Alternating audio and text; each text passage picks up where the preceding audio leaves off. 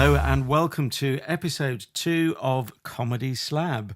And my name is Adrian Lacey. I am in Kent in the southeast area of England, if you need directing in.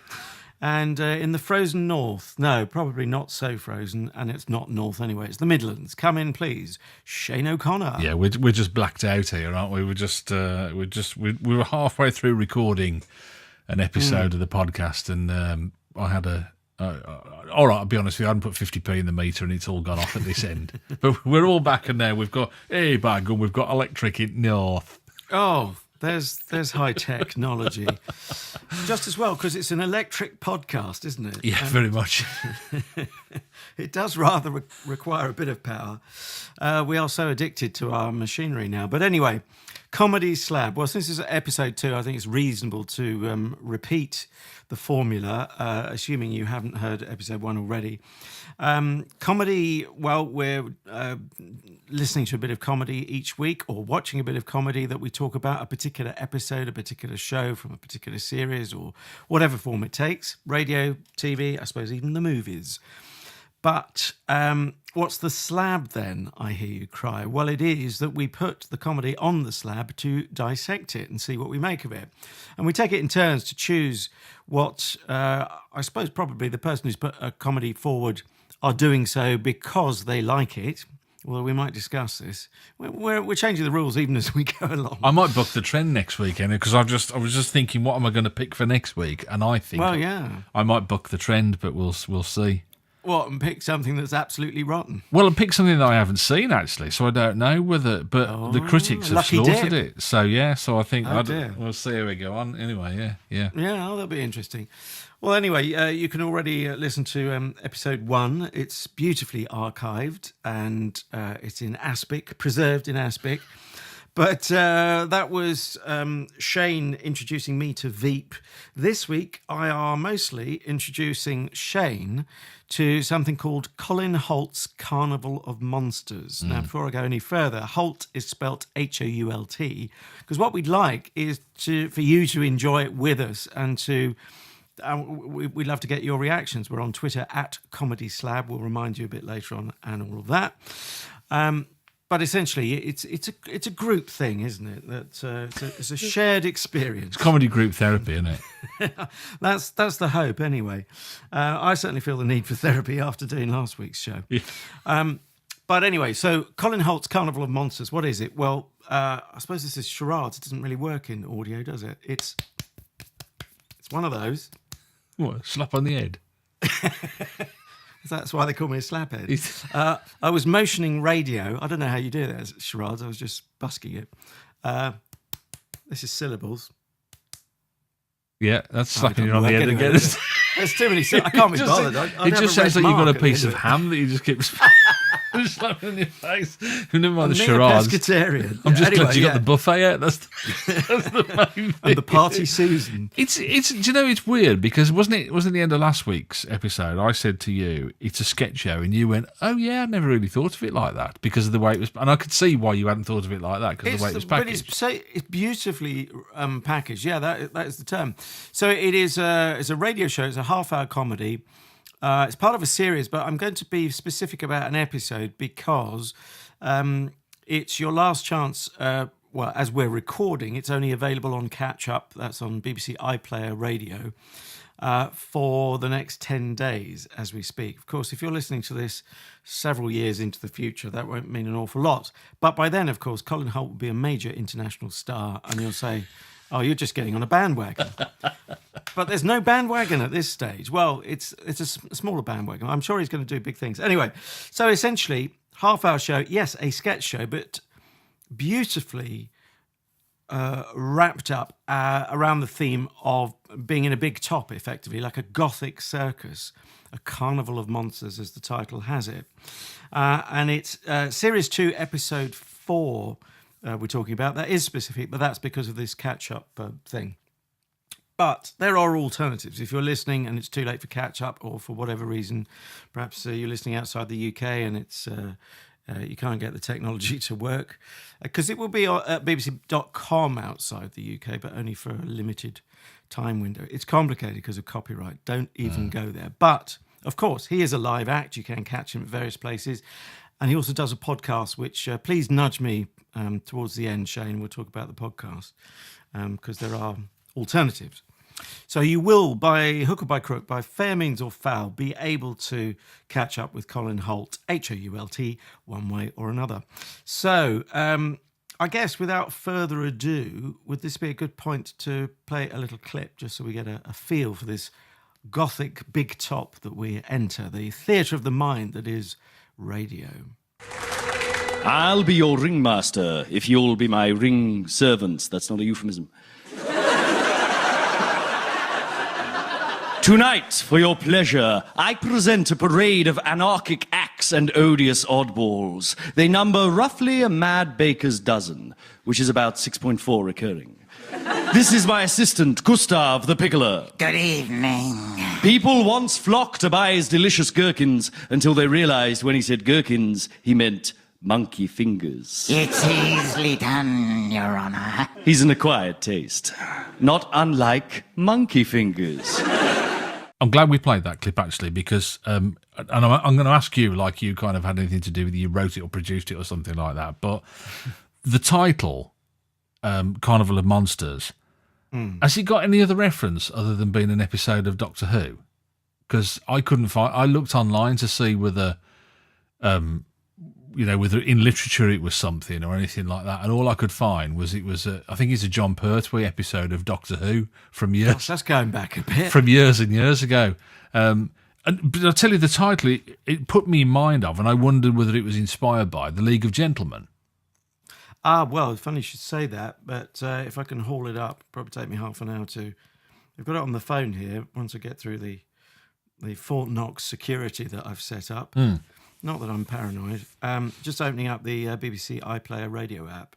There is a critique from a newspaper which makes that exact parallel. If only I could find it. I mean, I don't think I'm not. Don't get me wrong. I don't think it harms it, but I just wondered whether.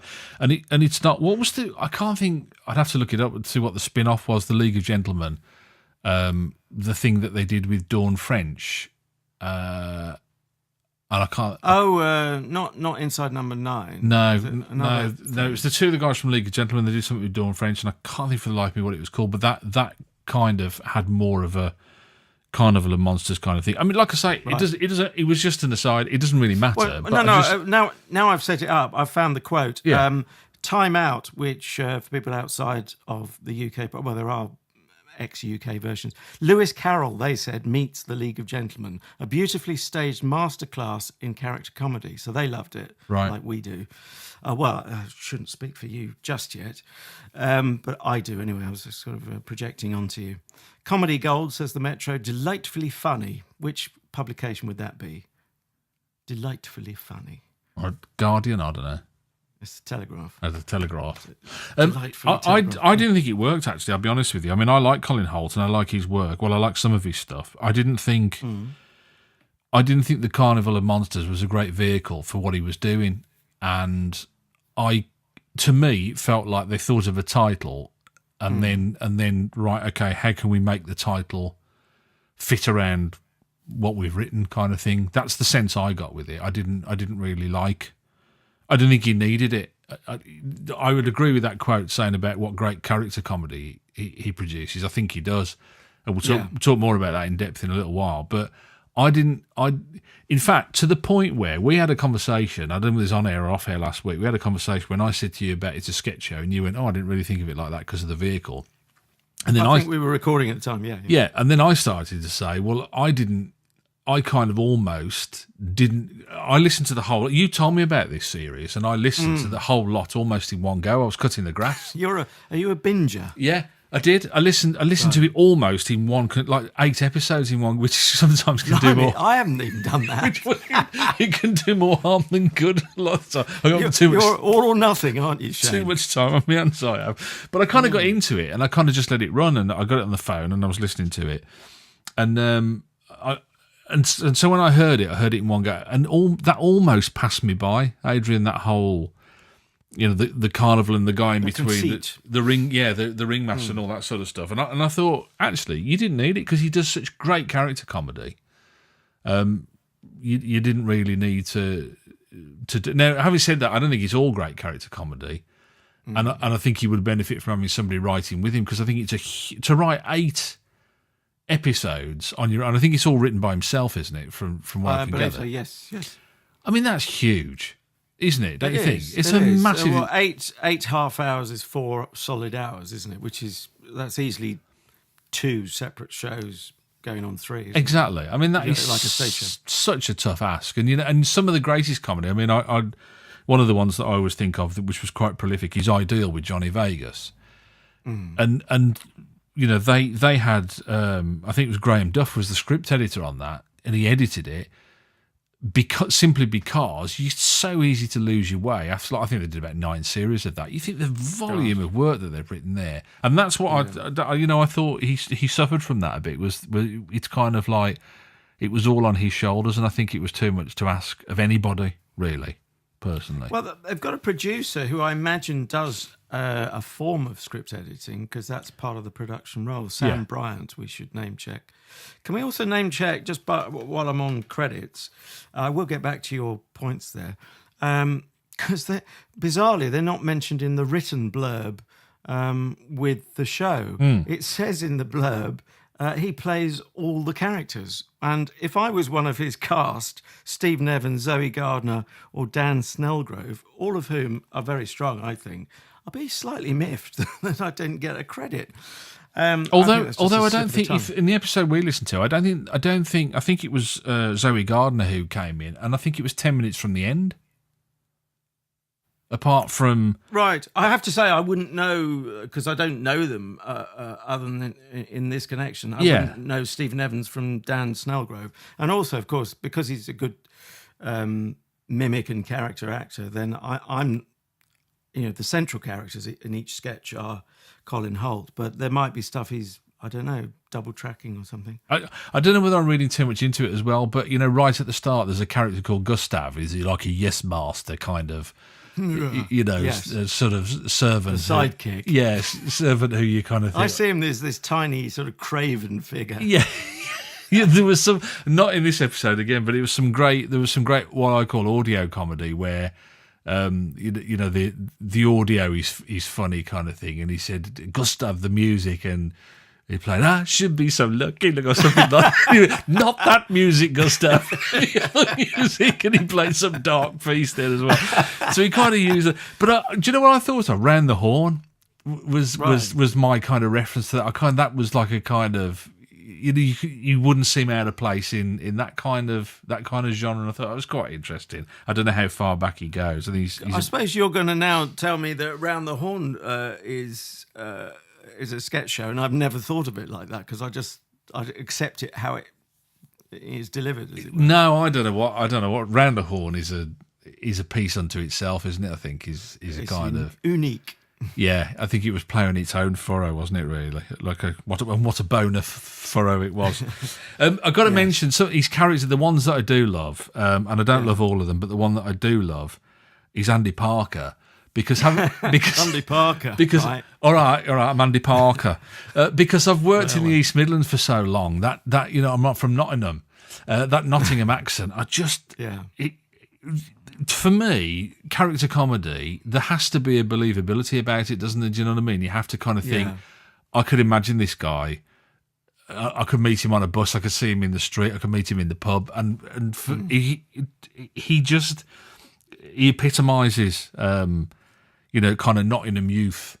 And I just love him. I just think he's brilliant. I think that's an excellent character. Really, really. Would you say he's been in the army and he's a man's man kind of thing? Yeah.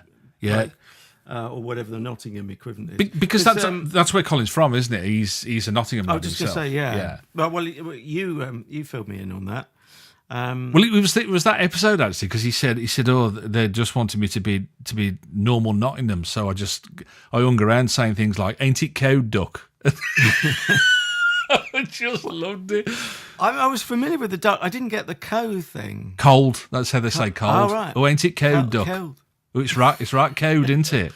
And that's a little side about him, because the loose theme is about thinking, but that again is, well, you could take it or leave it. It doesn't matter if you don't have a theme; it hangs together anyway. But he's a working class guy who's gone to this arty, crafty funding body. Yeah, he's become a scriptwriter, hasn't he? Started making these films, and they're just like any other action movie. He's just nicked them all, like Frankenstein or a vampire, and he throws them all into one, doesn't he? Really, I really liked him. I thought it was a really, really good use of that, like say that character. Although he has a tendency, and I don't know why he does, he has a tendency to kind of ruin the believability. And one of the things that I made a note of, it's like when he was talking about his script, and he says, Seni one, like as though he mispronounced the word scene. That took me a while to, I was a bit slow on that one, because, that didn't make an awful lot of sense to me. And it didn't worry me, though. And then he got, like, in the later sentence, he used the word scene properly, but still in character. And I kind of thought, it's, it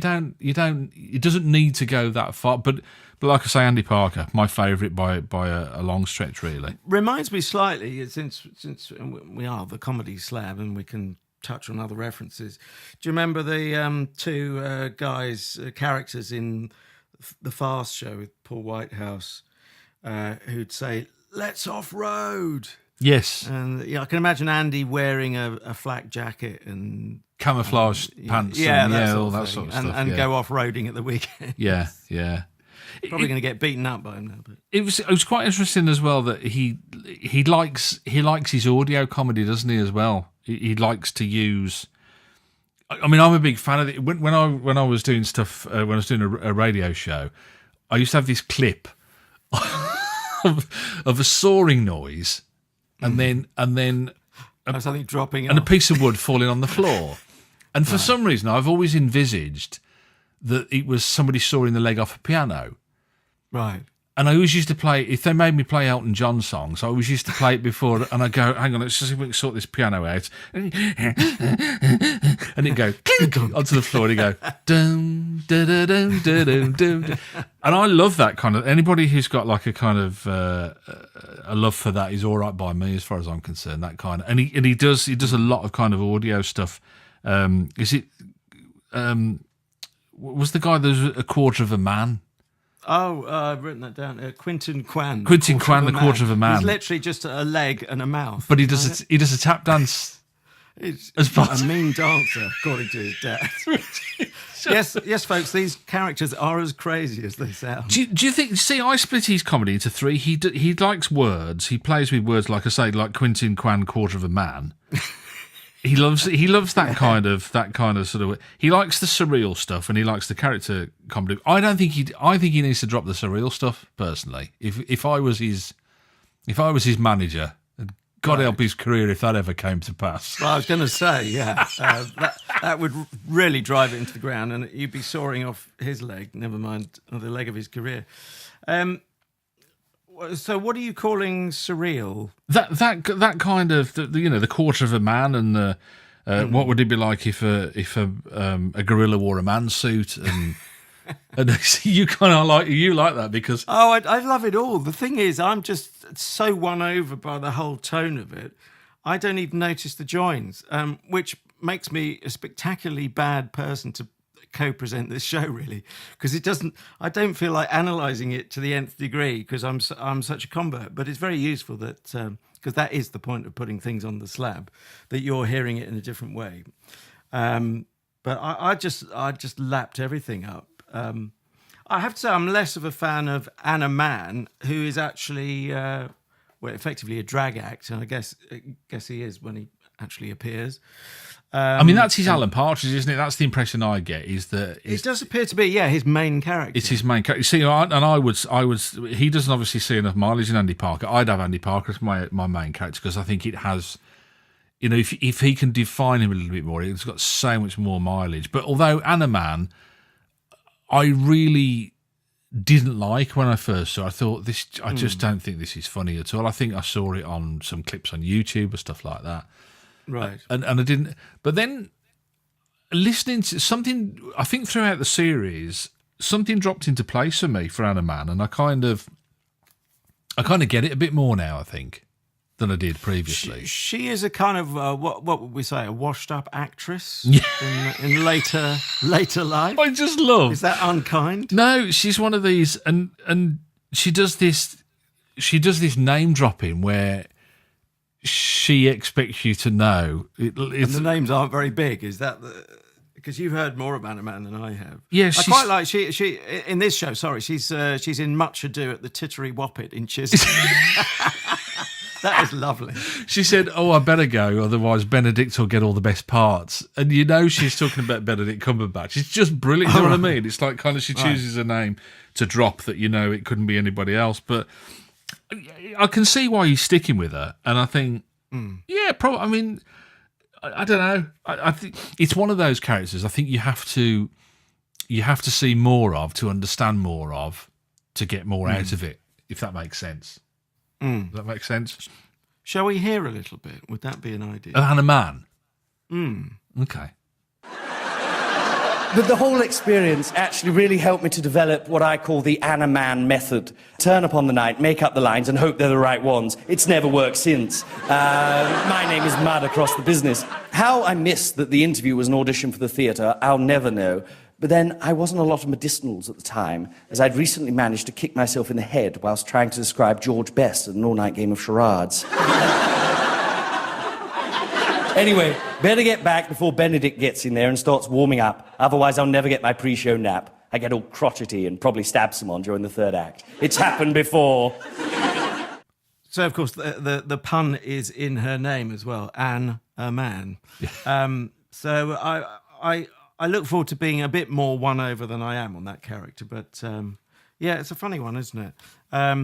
Coming back to the Fast Show, thinking of characters who were brought out on their own that I wouldn't have brought out, they gave a series to the guy who said, cleaning a car is just like making love to a beautiful woman. Do you remember? Oh, Swiss Tony, Swiss Tony. I thought of all the characters, that would be the very last one I would take out on their own. Yeah. There were much stronger characters in the Fast Show. But anyway, I'm digressing, obviously. It's straight. No, it's straight. You're right, though. And I don't know. It'd be interesting to see. He's had 2 series on radio now. And, I mean, I suppose the normal protocol is that they'll say, okay, well, we'll give you a bash on TV. It used to be the way. I'm not so sure it is anymore. I don't think some of the supporting cast, like I say, this is why I think he would benefit from sitting down with a writer. Yeah, to work alongside him. I'm not saying he's not a writer, but to work alongside him. The woman, who's the woman? Is it Marjorie Crooks? Is it? I couldn't catch what her surname was. She kind of seems to have some kind of Tourette's thing going on there. Where yes, I didn't. Are you going to say it or shall I? Or I can't remember what it was. What was it? Piss off! Piss off! That was it. Yeah. Oh, sorry. I thought a foreigner had just climbed up my jumper. It happens. I didn't warm to that at all. I just thought. No. But they're so short that even if, there isn't time to really think too much about it and think, I just went with it. Just as you might be at a circus and not every act, you might be there for the elephants and you're a bit bored of the tigers. But, right. There'll be another elephant along or a clown along in a moment. Yeah, it didn't worry me too much. But now you make me think about it and dissect it more. Yes, she's I certainly wouldn't make her a standalone character, but I think she's just an incidental character. Just enjoy it. Even like Sally Skullface, the usherette. Do you know what? You really will, dear listener, have to. Do you know what I really liked as well? I forgot to mention all the stars of comedy and things that he did. What I really liked and I wanted to hear more of was the way he interacted with the audience.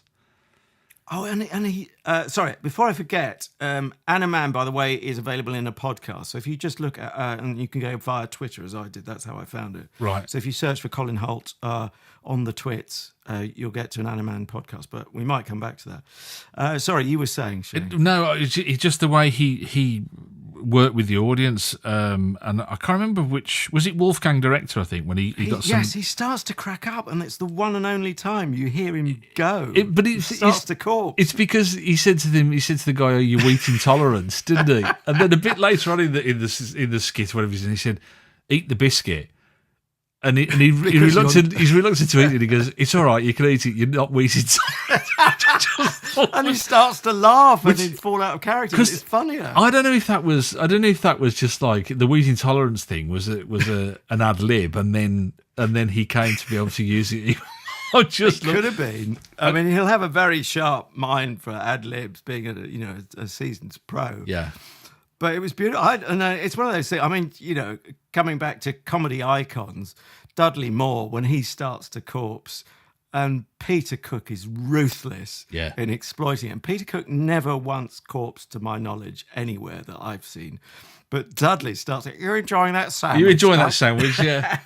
The beaks follow you around the room. Glorious. Love it. We haven't got long. What could we focus on in the remaining few minutes? We could have another clip. Who would you like to hear then? Since you're so fussy with your characters. Well, we didn't play any of Andy Parker, did we? We talked about Andy Parker, but I mean, like I say, he's my favourite by a country mile. I think there's so much mileage in Andy Parker. Could we have a bit of him? Do you think? Of course, you don't have to be so meek. Yeah, okay. This is so Andy Parker. I would nearly said Urban Warrior. There is a Parker, isn't there? Urban Warrior stand-up act. While I'm thinking about that, you enjoy the clip. I don't get these people who overthink stuff. Do you know what I mean? It's a waste of time, innit, guys? You know what I mean? I don't need to philosophise about what the sky is. I know it's just the sea, but upside down. Leave it at that. But that said, sometimes you can get a film that ain't boring or arty, does have all the action, but also it does actually make you think. Something like Hellraiser 3. No, come on, because there's that bit where that bloke gets killed by flying CDs. And when I saw that, I was like, I never thought of that. Thought-provoking. Just, I don't know, I can't speak highly enough of his character, Andy Parker. I tell you what I do wonder is why we haven't seen more of Colin Hoult. I mean, I know he's done a lot of stuff in theatre, hasn't he? And I think he has, I mean, he acts as well. Yes. So he's quite a versatile fella, but you just kind of think, I don't know. I think I want to see more now. That's the thing. Oh, I definitely do. But we might have seen him. Well, indeed, I think we have seen him without knowing that we've seen him. I'm just trying to look up. Here we go. This is some of the blurb from the BBC billings that go with the show. Writers Guild Award winner Colin Hoult is best known for his highly acclaimed starring roles in Paul Whitehouse's Nurse. So we've referenced Mr. Whitehouse there. Being Human. Ricky Gervais is misspelt Ricky with an E. Life's Too Short from Ricky Gervais, and Derek. Did you see Derek where they're in the old people's home? Do you know, I was all set to watch it, and then I lost my mum, and I was kind of feeling too emotional to watch it, and I never got. That would be a bad setup, wouldn't it? And I never got around to watching it, so that's on me. That'll crop up one of the weeks, I'm sure it will. Ricky Gervais, because that's quite an interesting one to pull apart, isn't it? Really, but yeah, you're right. I think we should do a Ricky Gervais special. But yeah, sorry, you were saying we've seen him in things without even realising it as well. Which I suppose as he gets more and more exposure, we'll hang on a second. That's Colin Hoult there, isn't it? Playing that guy, you know. That kind of thing, yeah. Fast running out of time, but we've now have we decided what we're going to do? Have I just got 5 points, or have we all got 5 points, or? Just before I forget, my reference earlier to an Urban Warrior, it's Alan Parker, Urban Warrior. I thought it couldn't be Alan Parker because that's the film director. Yeah. But this is so I thought I must have remembered that wrongly. Simon Munnery played Alan Parker. I think he still dusts the character off every now and again. Simon cool. Munnery, Alan Parker, Urban Warrior. I think we'd agreed, didn't we, off air or off pod, if you can do that. That sounds like a slightly dubious sexual practice. We agreed we'd mark out of 5, but then I thought, shouldn't we be a bit quirky and mark out of 13 or something, as this is the comedy slab? Well, why don't we do that? Why don't we have the one who has picked the comedy gets 6, marks out of 6, and the other one gets marks out of 5. So we rotate. So they're completely incompatible. Oh God, I'm going to have to write these scores down now, aren't we? I'm less worried about the person who's brought it forward, but I hear what you say about, the challenge of possibly setting some homework that you haven't even heard yourself. Come on, because we're going to be into next week's podcast. Yeah, sorry. Okay. Well, I'm going to give it 4.5 out of 5. I was going to give it 5 out of 5, and you've worried me now. You've nibbled away. Look, no work of art in any form, and comedy is an art, and a very great art as well. Nothing's perfect, is it? But it's damn near perfect, I would say. 4.5 from me out of 5. You give me 4.5, and I'm going to give him a... Well, you're giving the show, not Colin Hoult, just as Colin Hoult. You're giving the whole... that particular episode. I'll give him a 4. Give him a 4. Okay. 8.5 out of 10. That's not bad. I think that's quite 80%. That's quite a respectable. Very good pass mark. So to my homework for the next week, and indeed the listeners. Okay, I'm going to be controversial because it's something I haven't seen, but has got absolutely slated by the critics. And I genuinely haven't. You haven't told me this before, so I'm taking notes even as we speak. It's been slated. That's interesting. It's been slaughtered by the critics. Everything I read is going, oh my God, it's just so embarrassing. But I want to just see. Yeah, but the word slaughter is S laughter. So work that one out. You put the S on the end. You've got laughters. It doesn't work, does it? Anyway, sorry, carry on. John Cleese. Yeah. In Hold the Sunset. This is his latest. I mean, hasn't been on screen for so many years, has he? No, I think it's just been recommissioned for a second series. This has Alison Steadman, John Cleese, and the guy whose name escapes me, who was the store manager in Trolled. I think Jason Watkins is his name. Do we sound like a couple of nerds by any chance? Yeah, well, that's the whole point, isn't it? It's no good. It's no good going. I don't know anything about comedy. I don't know what I mean. I don't really like it. I came here because Majiro said I had to go. Jason Watkins, who's always a Midlander, who's from Shropshire. But Hold the Sunset is your homework for next week. Anyway, we'll choose an episode. And do you realise that's a controversial thing to say, that Shropshire's in the Midlands? I mean, I think they see themselves as East Wales in some quarters. Do they? But I'm just being controversial. Right, okay. And is this ITV? BBC series. BBC? Yeah. Okay. BBC series. We'll try and leave some links as well to see if we can find out where Colin Hoult's Carnival of Monsters is residing currently, although good luck with that, because it could be there, it might not be there, it could be back, it could be repeated. They pop up, don't they? I think he's going to pop up at the Edinburgh Festival, Fringe or otherwise, I think. But I think that's a guess, actually, so don't quote me on that. But as I say, Anna Mann, the podcast, am I allowed 30 seconds on the podcast very quickly? Hey, it's our podcast. We're allowed to do whatever we want, aren't we? Yeah, but it's your time as well. So I'm reading a book here. You carry on. I don't want to be unkind because, as you've gathered, put the radio on. It's far more interesting than me, as most people know. Go on.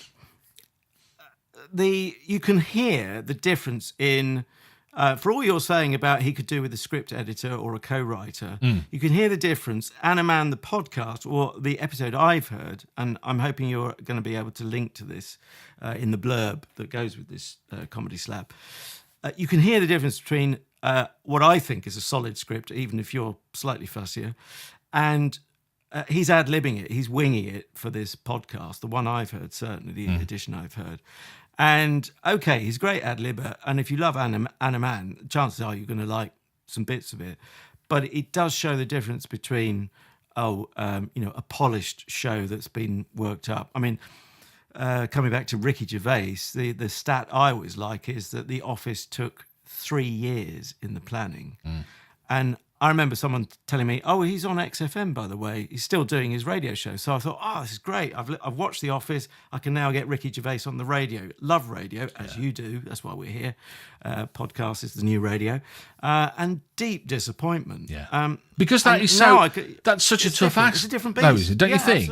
Absolutely. I mean, it's like, right, go and be funny, entertain me. I mean, to be able to do that is such a difficult thing. There's an American comedian I'll talk to you about before, I think, called Bill Burr. And the only reason he can sustain that kind of thing on a podcast is very similar to his act, is because he's got a how can I do it in a positive way? But he's like kind of, his act is about being disappointed with the world. Do you know what I mean? That sounds like you. So, yeah, exactly. That's my new act. I think that's what I'm going to do. So, but yeah, it's a huge ask to do. I'm going to listen to the Anna Mann podcast because I'd be quite interested to see whether I come away thinking, actually, no, I prefer that freeform idea. But yeah, it'd be interesting. We'll put some links in as well. Listen, we're running out of time again. We've overrun, but it's our prerogative. It's our podcast. Overrun what though? There's no management to answer to. Exactly. I just kind of think, where I'm just imagine people sitting there listening and thinking, "Oh, come on, hurry up! I've got to go and have a wee or something." I don't know what people. That's the beauty of podcasts, though. You can actually listen to them on the toilet, can you? Yeah. Yeah.